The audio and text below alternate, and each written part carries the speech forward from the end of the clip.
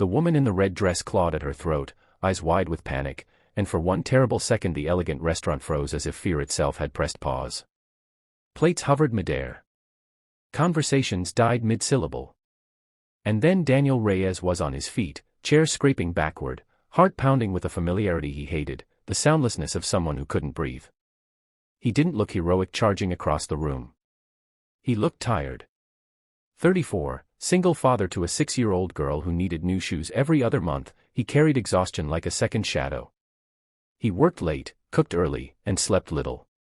But the moment he saw the woman choking, the years peeled away to that night his wife collapsed in their kitchen, and he knew what to do without thinking. He slipped behind the stranger, arms firm, voice steady in her ear, asking permission he didn't wait to receive. One sharp thrust. Nothing.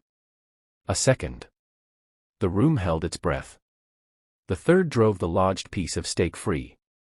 It skittered across the linen like a fallen crown. The woman gulped air and sank against him, tears streaking mascara. Applause broke out, messy and relieved. Daniel guided her to a chair and stepped back, hands shaking only then. Her name was Eleanor Hale. She told him between breaths, between apologies for making a scene, that she'd been careless, laughing too hard at a dinner she didn't want to attend anyway. Daniel nodded, refused praise, and slipped back to his table where his daughter Sophia waited with wide eyes, whispering that he was brave. He smiled for her, cut her chicken smaller than usual, and did not notice the phone surreptitiously raised to capture the moment. He did not notice that the woman he saved was not just a guest, but the owner of half the city by balance sheet and by influence, a billionaire whose name opened doors and closed deals. Eleanor noticed him, though. Over the next weeks, she did what powerful people do when curiosity turns into purpose. She learned. She learned he was a widower, that his wife had died suddenly of an undiagnosed condition, that he worked maintenance at a school and drove rideshare on weekends.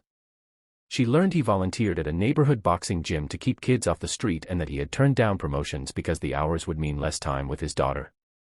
And then, when she arranged to accidentally run into him at the grocery store, she learned the sound of his laugh and the way his face softened when Sophia tugged his sleeve and pointed at cereal mascots. They became acquaintances first. Coffee after Sophia's swim lessons. Walks where Eleanor wore flats and oversized sweaters and listened more than she spoke. Daniel was cautious in ways that weren't visible until you brushed against them. He guarded his time, his heart, the small orbit that kept his daughter steady. When Eleanor invited him to a charity gala, he declined politely, citing bedtime routines and pajama pancakes.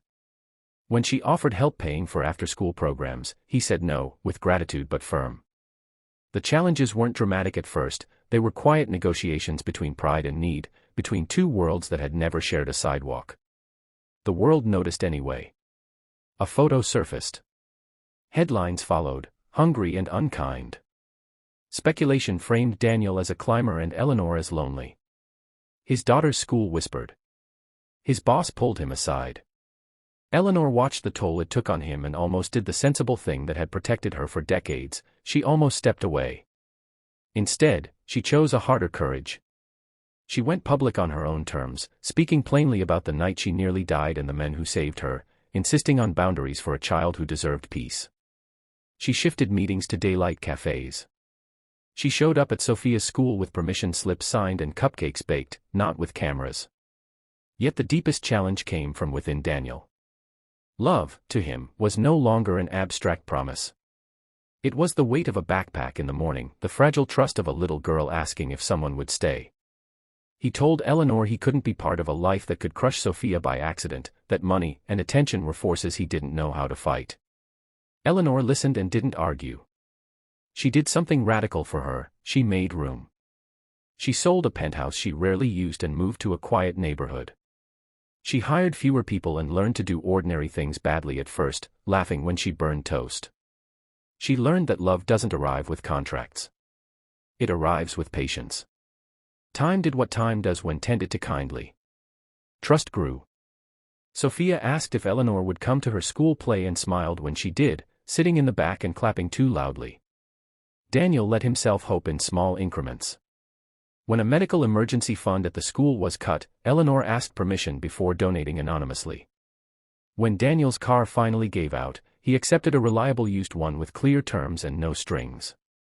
They faced setbacks together, including a lawsuit threat from a tabloid and a setback at the gym that forced Daniel to choose between repairs and rent. Solutions came not as rescues but as teamwork, the way grown-ups build something that lasts. The resolution arrived not with fireworks but with a hand squeeze during a hospital checkup. Eleanor insisted Daniel get because heroes, she said gently, deserved care too. Sitting in a sterile room, Daniel realized he no longer felt like he was crossing a bridge between worlds alone. He felt met in the middle. Months later, he proposed with a ring his daughter helped choose, not diamond-heavy but meaningful, and Eleanor said yes with tears that looked nothing like triumph. At the small wedding they held, the restaurant manager from that first night sent a card. Sophia walked the aisle scattering petals with solemn joy. Daniel spoke about the power of being present. Eleanor spoke about breath, how fragile it is and how fiercely worth protecting. Their story didn't end with wealth transforming a life, it ended with love transforming two people into a family.